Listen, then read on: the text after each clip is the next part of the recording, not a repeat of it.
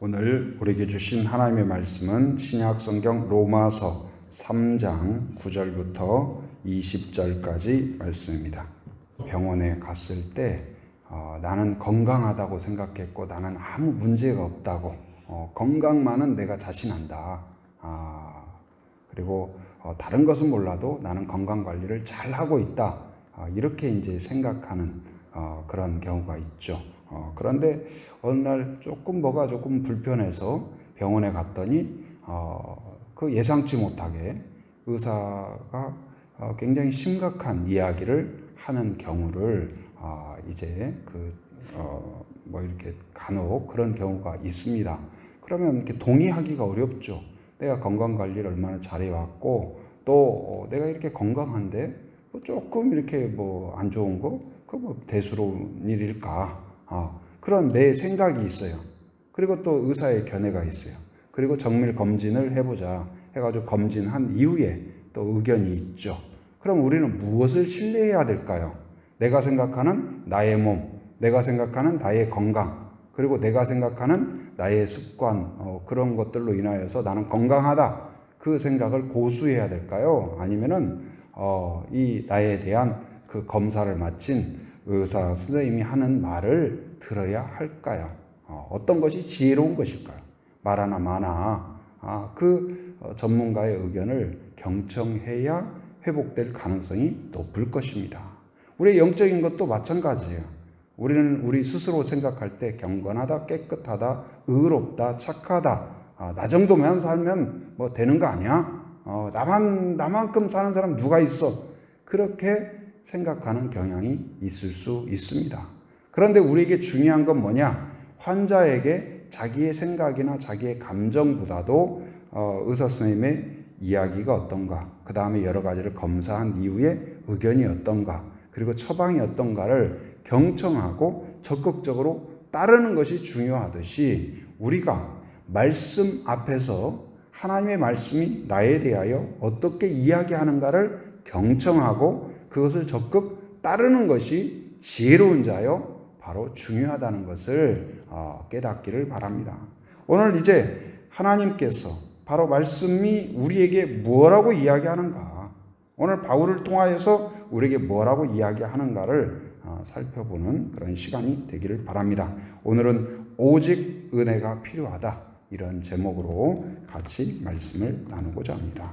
바울은 그 인간의 실상에 대하여 뭐라고 이야기하냐. 자, 10절 말씀 같이 한번 읽어봅니다. 시작. 기록된 바 의인은 없나니 하나도 없으며. 바울이 계속 주장하는 것은 뭐예요? 의인은 없다. 유대인이든 헬라인이든 그 사람이 부유하게 태어났든 그렇지 않든 착하게 사는 것 같든 그렇지 않든 그들이 하나님 앞에서 의롭다고 인정받을 사람이 없다고 단호하게 이야기해요. 그래서 9절부터 12절까지 보면 의인이 하나도 없음을 지속적으로 이야기합니다. 11절에서도 깨닫는 자도 없고 하나님을 찾는 자도 없고 다 치우쳐 함께 무익하게 되고 선을 행하는 자가 없나니 어느 정도 없어요? 하나도 없다. 하나도 없다. 너무한 거 아니냐? 그래도 몇 명은 그래도 다 정도는 그렇게 생각하는 사람들을 향하여 그래도 우리 유대인은 하나님이 택하고 하나님이 함께 하셨고 은혜 주시지 않았나? 우리는 하나님께 제사도 드리고 율법도 있고 그러한 어떤 절기도 지키는데 저 헬라인하고 우리를 같은 취급한다? 이건 용납할 수 없는데 그렇게 생각했을 거예요. 그럼에도 불구하고 바울은 뭐라고 이야기해요? 유대인이나 헬라인이나 하나도 없다. 그러나 유대인들은 어떻게 생각했습니까? 우리는 저 이방인들과 우리하고는, 그러니까 이방인들을 향하여서 유대인에게는 어떤 생각이 있었어요? 한마디로 이 사람 취급을 안 한 거예요. 같은 사람이라고 생각하지 않았어요. 우리는 구원받을 자, 하나님의 사랑 가운데 있는 자, 하나님의 은혜를 누리는 자, 그러나 이방인에게는 구원이 없고 멸망이 약속된 자, 그렇게 생각한 거예요. 곧 유대인들은 아브라함의 후손이다. 우리에게는 율법이 있다. 곧 우리에게는 하나님의 자녀인 그러한 증거로서 율법도 있고 성소도 있다. 그런데 이 바울은 어떻게 이야기해요? 유대인이나 이방인이나 개인에 따라서 또 약간의 우열이 있을 수 있다. 그러나 그것이 상대적이지 절대적으로 하나님의 기준에 미칠 사람은 있어요, 없어요? 없다. 아무도 하나님의 기준에 이르지는 못한다. 예를 들어서 한 마을에 지금 돌고 있는 전염병 코로나가 들어왔다고 생각을 해봐요. 그래가지고 온 마을이 다 오염이 됐어요. 어린아이부터 어른에 이르기까지 다 감염이 된 거예요. 그런데 감염이 됐는데 어떤 사람에게는 감염된 증상이 강하게 나타나서 꼼짝을 못하고 생명의 위협을 느끼는 그런 정도가 있을 거고, 어떤 사람에게는 조금 나은 사람이 있을 수가 있어요. 어떤 사람은 조금 덜하고, 그 차이는 있을 수 있지만 누구도 치료가 필요 없는 사람은 없는 거죠. 다 이 백신이 필요하고 다 치료가 필요해요. 바로 지금 그러한 현상이에요. 약간의 우열이 있을 수 있습니다. 차이가 있을 수 있습니다. 그러나 어느 누구도 안전하지 않다. 어느 누구도 하나님 앞에서 깨끗하고 기준에 합당한 자가 한 사람도 없다. 어떤 배경, 어떤 가문, 어떤 종족이라 할지라도 단호하게 이야기합니다. 의인은 없다. 모두가, 이 말은 무슨 말일까요? 모두가 백신이 필요한 것처럼, 모두가 치료가 필요한 것처럼, 모두가 하나님의 은혜가 필요하고 하나님의 긍휼이 필요하고 하나님의 구원이 필요한 자라는 사실을 깨달으라. 그러니까 치료를 받기 위해서는 먼저 동의가 있어야 돼요. 무슨 동의가 있을까요? 내가 치료가 필요한 자다. 내가 문제가 있구나. 지금 내가 건강한 것 같고 문제가 없다고 할지라도 의사의 소견과 진료와 검사의 내용들을 내가 인정하고 적극적으로 치료를 받고 의사의 지시에 적극적으로 따르는 사람이 있는가 하면 무슨 말이냐고. 내가 아직도 이렇게 건강한데 그런다면 치료하기가 쉽지 않죠. 근데 먼저 우리가 이 하나님의 은혜를 경험하기 위해서, 긍휼을 경험하기 위해서, 구원을 경험하기 위해서 필요한 건 뭘까요? 내가 죄인이라는 사실을 인정하는 거예요. 그러면서 바울이 그 타락의 실상을 이야기합니다. 13절부터 18절까지 거기 보면 13절 말씀 같이 읽어봅니다. 시작. 그들의 목구멍은 열린 무덤이요 그 혀로는 속임을 일삼으며 그 입술에는 독사의 독이 있고, 그 밑에도 쭉 이야기합니다. 그 입에는 저주와 악독이 가득하고 그 발은 피 흘리는데 빠른지라. 그리고 그 결과는 뭐예요? 그들이 겪는 건 뭐예요? 결국은 파멸이다. 그리고 그의 길은 무슨 길이에요? 고생길이에요. 열심히 살고 노력하는 것 같고 지혜를 찾는 것 같으나 그들의 길은 뭐예요? 수고하고 무거운 짐진 자예요. 수고하고 무거운 짐진 자. 그런데 예수님이 뭐라고 그랬어요? 바로 수고하고 무거운 짐진 자들아 다 어떻게 하라? 내게로 오라. 그 수고하고 무거운 짐진 자, 노력하지 않는 게 아니에요. 땀을 흘려요. 최선을 다해요. 노력해요. 그러나 스스로 해결할 수 없는 그 무거운 짐을 지고 있는 거예요. 그 철로역 쪽에 보면 그 이제 주인공의 등에 이렇게 짐이 있잖아요. 해결하지 못하는 짐을. 근데 우리의 인생 가운데 그 죄의 짐을 지고 있다. 그래서 그 길이 고생길이에요. 그런데 17절 같이 한번 읽어봅니다. 자, 시작. 평강의 길을 알지 못하였고, 평강의 길이 뭘까요? 주님의 길이에요. 예수 그리스도의 길이에요. 그러니까 예수님의 길이 평강의 길인데 그것을 알지 못해요. 구원의 길이 있다는 것, 은혜의 길이 있다는 것, 치유의 길이 있다는 것. 여전히 그 길을 알지 못할 때는 어때요? 바로 파멸과 고생길이에요. 곧 이 예수님에 대한 무지함, 어리석은 거죠. 곧 예수님의 길이 있다는 것, 믿음의 길이 있다는 것. 여러분 인생에서 예수님을 알았다는 것만큼 복된 일이 있을까요? 내가 예수님을 몰랐다면 어떻게 살았을까? 어떤 믿음으로 살았을까? 얼마나 두려움 가운데 살았을까? 무슨 소망으로 살 수 있겠어요? 점점 육체가 이제 늙어가고 그러면은 어떻습니까? 무슨 소망으로 살겠어요? 그러나 우리는 육체는 후패하나 우리 마음 가운데 뭐가 있어요? 소망이 있어요. 왜요? 예수 안에서 구원이 주어졌을 뿐만 아니라 부활의 소망이 있는 줄 믿습니다.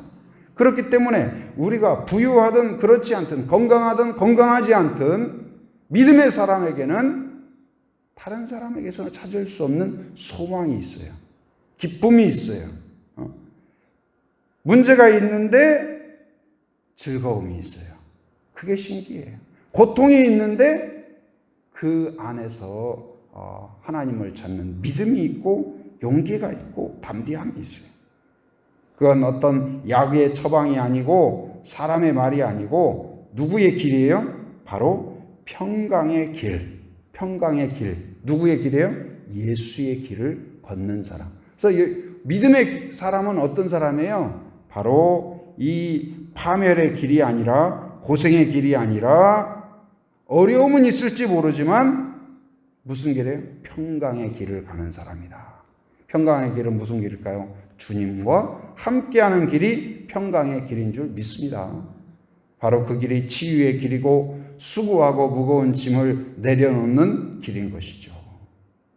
바로 인간은 우리 스스로 아무리 길을 찾고 노력하고 애쓰고 그런다 할지라도 땀을 흘린다 할지라도 결론은 뭐냐? 파멸과 고생의 길로 끝날 수밖에 없어요.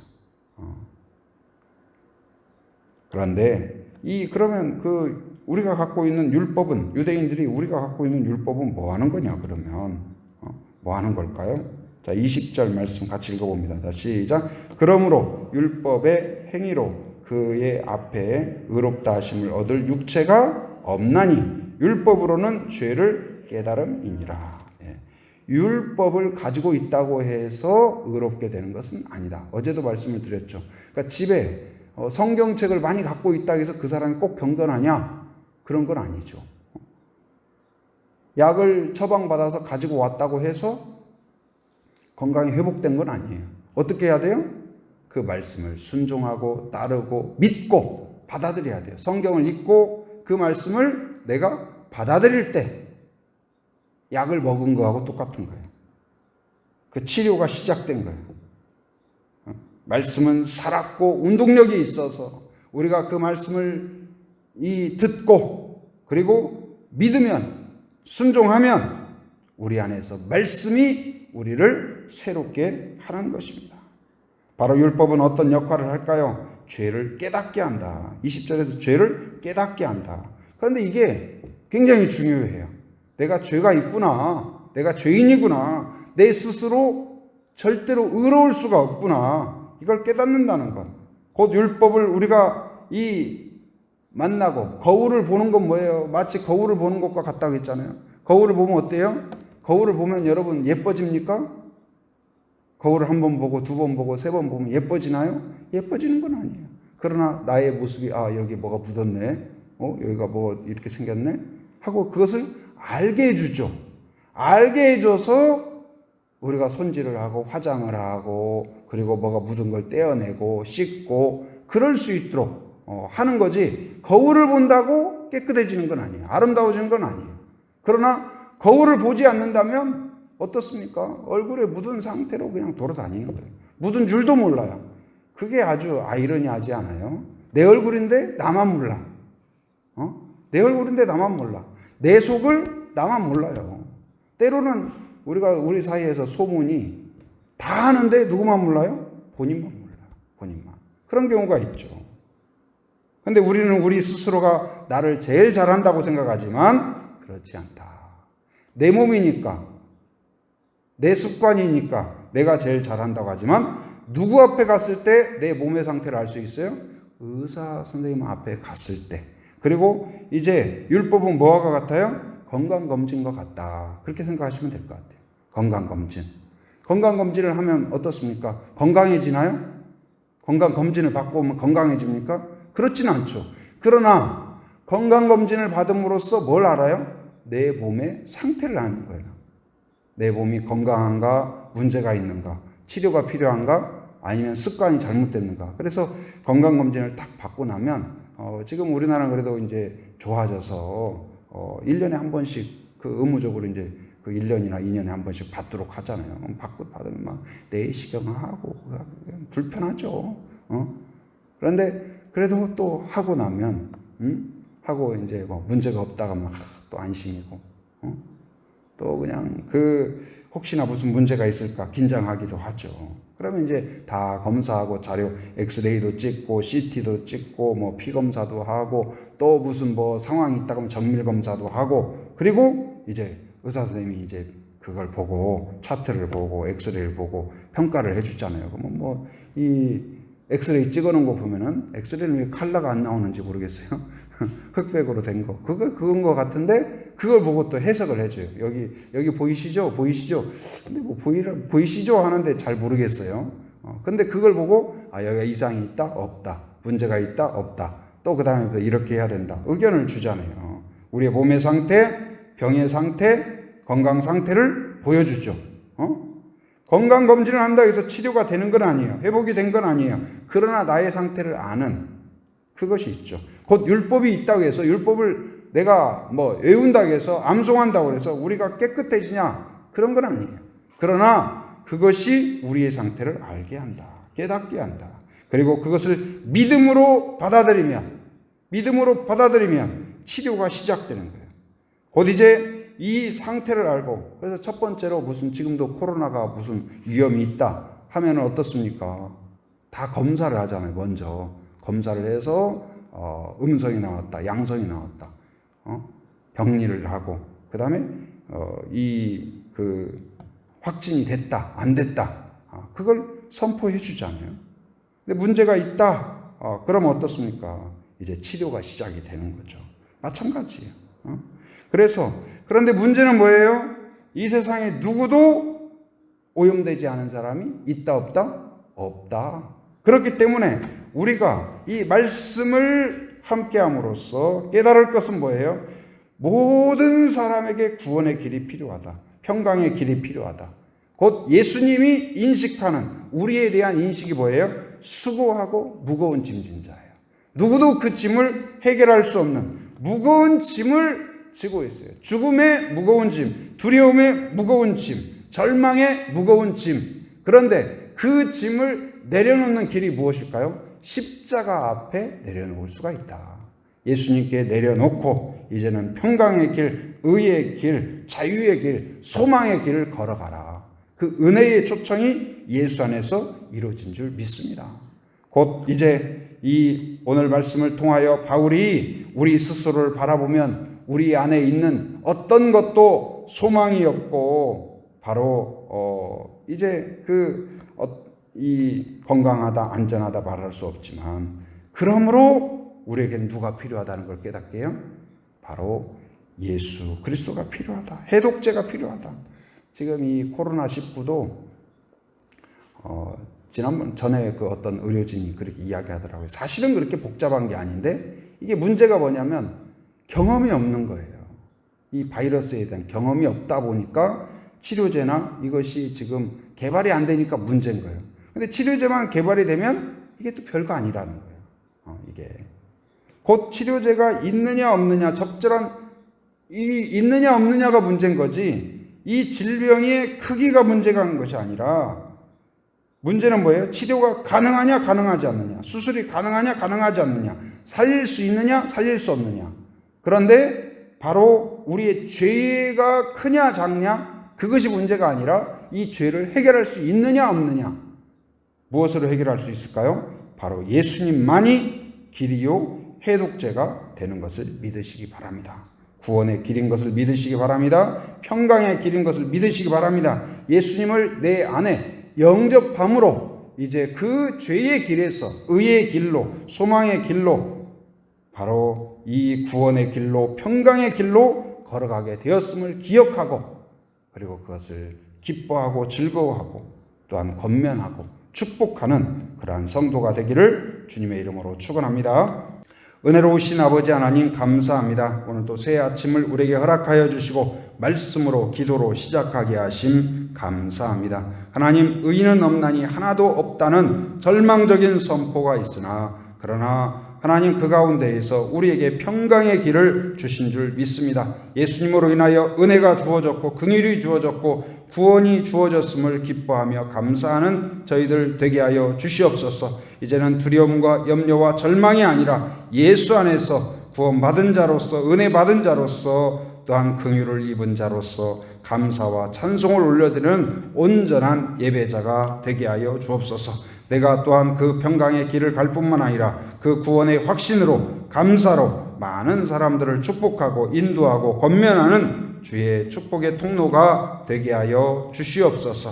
하나님 아버지, 또한 하나님 부족한 종을 세워주심 감사합니다. 용기를 주시고 믿음을 주시옵소서. 함께 동역하는 교역자와 순장과 교사들에게 열심과 열정을 주시고 지혜를 허락하여 주시옵소서. 하나님 또한 이제 주일 예배를 통하여서 하나님께 영광 돌리오니 모든 성도들 사모함과 기쁨으로 감사함으로 하나님께 영광 돌리며 준비된 마음으로 정성을 다하는 예배자가 되게 하여 주옵소서. 가정을 축복하며 기도합니다. 가족들이 함께 둘러앉을 때에 서로 나누고 격려하고 축복할 때 가정의 작은 순이 되게 하시고 작은 천국이 될 수 있도록 인도하여 주시옵소서. 성령이 가정에 임재하여 주시고 위로하시고 세임을 주시고 소망을 허락하여 주시옵소서. 가정마다 하나님이 주인이 되는 아름다운 작은 천국이 되게 하여 주시옵소서. 오늘도 새벽을 깨우며 함께한 성도들을 축복하며 기도하오니 마음의 소원과 기도 제목을 하나님께 올려드릴 때 수고하고 무거운 짐진 자들아 다 내게로 오라 하신 그 초청처럼 은혜로 복으로 채워 주시옵소서. 소망으로 함께하여 주시옵소서. 오늘도 삶의 현장에 살아가는 모든 성도들 안전과 건강을 지켜주시고 악한 세력을 막아 주시옵소서. 해외의 육지의 군에 있는 가족들 자녀들 성도들을 기억하시사 눈동자와 같이 지켜주시며 오가는 모든 소식이 복된 소식 되게 하여 주시옵소서.